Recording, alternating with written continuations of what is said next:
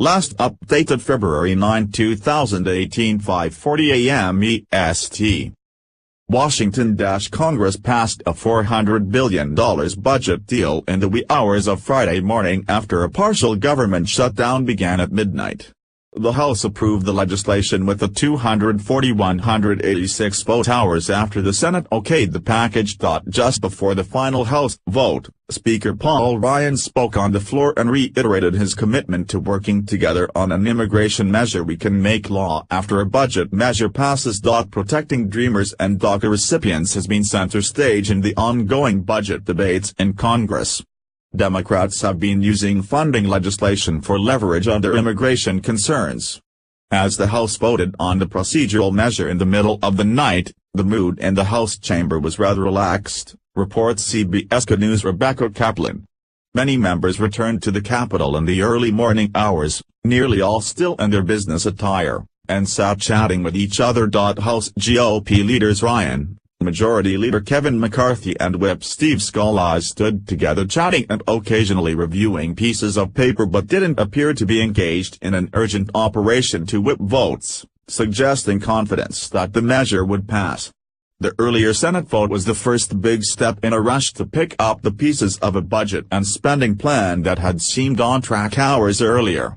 But the government stumbled into the shutdown, the second in 3 weeks, at midnight after a single senator mounted a protest over the budget-busting deal and refused to give in. Republican Kentucky Senator Rand Paul put the brakes on Senate leaders' plan to drive the agreement quickly through the Senate, repeatedly blocking a Thursday vote and provoking colleagues' frustration. The budget agreement is married to a 6-week temporary funding bill needed to keep the government operating and to provide time to implement the budget pact. Paul brushed off the pressure. "I didn't come up here to be part of somebody's club. I didn't come up here to be liked," he said. Once Paul time was up, the measure, backed by the Senate's top leaders, sailed through the chamber by a 71-28 vote. The situation was trickier in the House after Liberal Democrats and Tea Party conservatives both swung into opposition. The underlying bill includes huge spending increases sought by Republicans for the Pentagon along with a big boost demanded by Democrats for domestic agencies. Both sides pressed for $89 billion for disaster relief, extending a host of health care provisions, and extending a slew of smaller tax breaks. It also would increase the government's debt ceiling, preventing a first-ever default on U.S. obligations that looms in just a few weeks. Such debt limit votes are usually enormous headaches for GOP leaders, but the increase means another vote won't occur before March 2019. House leaders hustled to move before federal employees were due back at work, hoping to minimize the disruption. A shutdown essentially cuts the federal workforce in half, with those dubbed non-essential not allowed to work. Military and essential workers would remain on the job regardless. The Trump administration signaled it expected the shutdown to be short, calling it a lapse. As the clock hit midnight, Office of Management and Budget Director Mick Mulvaney immediately issued an order to close non-essential government operations. Mulvaney told federal agencies they should execute their contingency plans and instructed federal employees to report to work Friday to undertake orderly shutdown activities. At the White House, there appeared to be little sense of concern. Aides closed shop early Thursday night, with no comment on the display on the Hill. The president didn't tweet. Vice President Mike Pence, in South Korea for the Winter Olympics, said the administration was hopeful the shutdown wouldn't last long. But frustrations were clear in both sides of the Capitol, where just hours earlier leaders had been optimistic that the budget deal was a sign they had left behind some of their chronic dysfunction.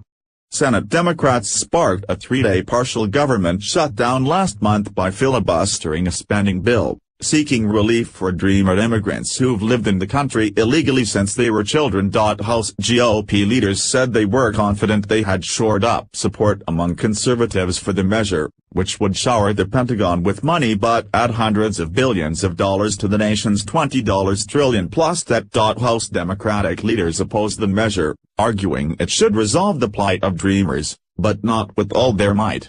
House Speaker Nancy Pelosi, California, asked Speaker Paul Ryan in a Thursday night letter to promise he would bring an immigration measure sponsored by Reps. Will Hurd, R. Texas, and Pete Aguilar, D. Texas, up for a vote. Ryan didn't immediately respond.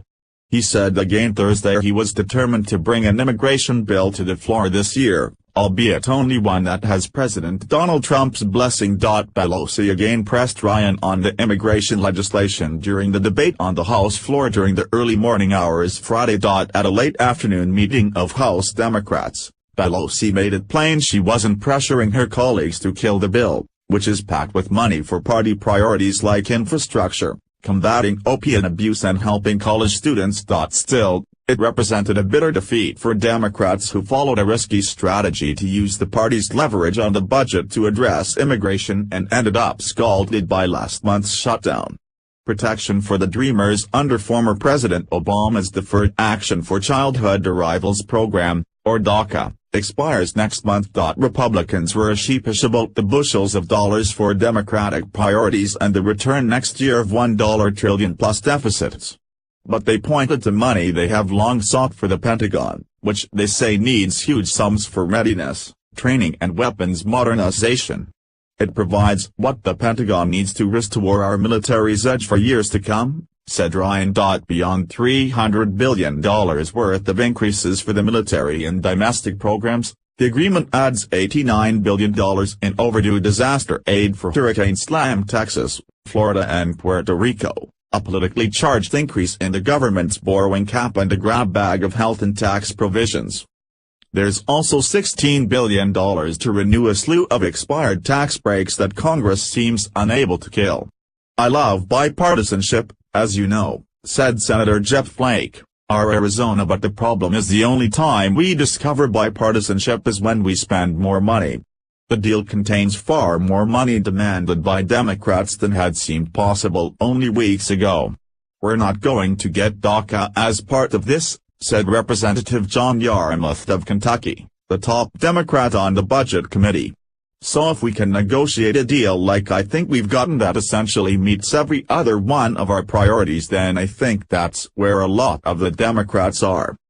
At context, schema.org, at type, video object, thumbnail URL, https, web link mulling budget deal, description, Senate passed measure that would end gov shutdown hours after it began, content rating, PG-13, video quality, 720p, publication, at type, broadcast event, is live broadcast, true, start date, 2018-02-09-09:25:00.000Z, end date, 2018-02-09-11:30:00.000Z, upload date, 2018-02-09-09:25:00.000Z.